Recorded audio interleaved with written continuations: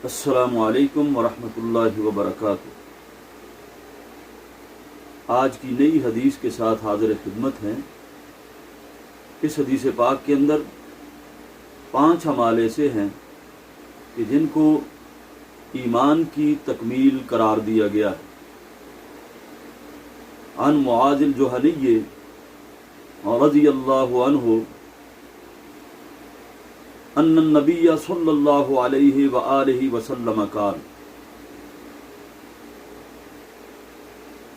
من اعطى للہ ومنع للہ واحب للہ وابغض للہ وانکح للہ فقد استکمل ایمانہ، رواہ الترمذی۔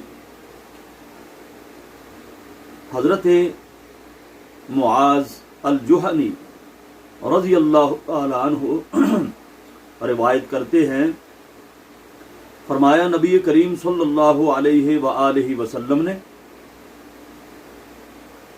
کہ جو شخص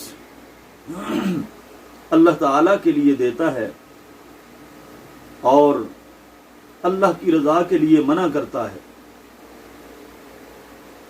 اور محبت کرتا ہے تو اللہ تعالیٰ کی رضا کے لیے، اور کسی سے عداوت اور بغض رکھتا ہے تو اللہ تعالیٰ کی رضا کے لیے، اور نکاح کرتا ہے تو وہ بھی اللہ تعالیٰ کی رضا کے لیے۔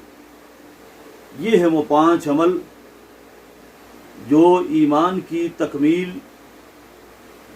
نبی کریم صلی اللہ علیہ وسلم نے انہیں قرار دیا ہے۔ آپ پھر دہرا لیجئے۔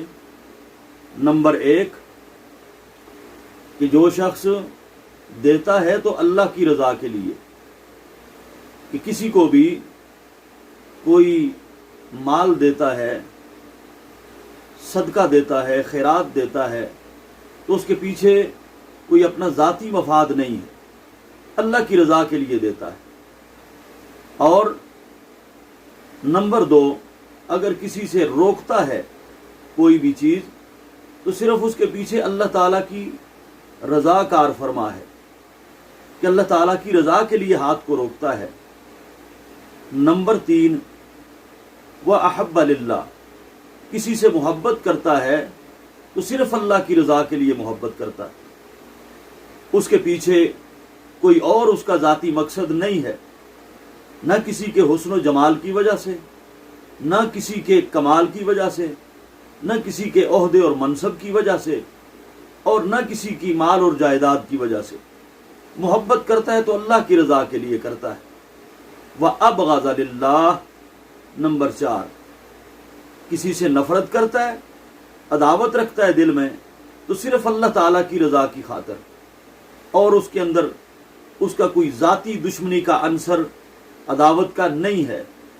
اور نمبر 5 فرمایا وَأَنْكَحَ لِلَّهِ، نکاح کرتا ہے تو صرف اللہ تعالیٰ کی رضا کے لیے، کہ اس نکاح کے پیچھے بھی اس کی اپنی زندگی کی طہارت کا مقصد ہے، اللہ کی رضا کے لیے، اور کوئی اس کا مفاد نہیں ہے، اللہ تعالیٰ کی رضا کے لیے اپنی نظر کی پاکیزگی چاہتا ہے۔ تو یہ ہیں 5 عمل۔ ان کو بیان کرنے کے بعد نبی کریم صلی اللہ علیہ وسلم نے فرمایا فقد استکمل ایمانہ، جس نے یہ 4 عمل صرف 5 عمل صرف اللہ تعالیٰ کی رضا کے لیے کیے، اس کا ایمان مکمل ہو گیا۔ والسلام علیکم ورحمۃ اللہ وبرکاتہ۔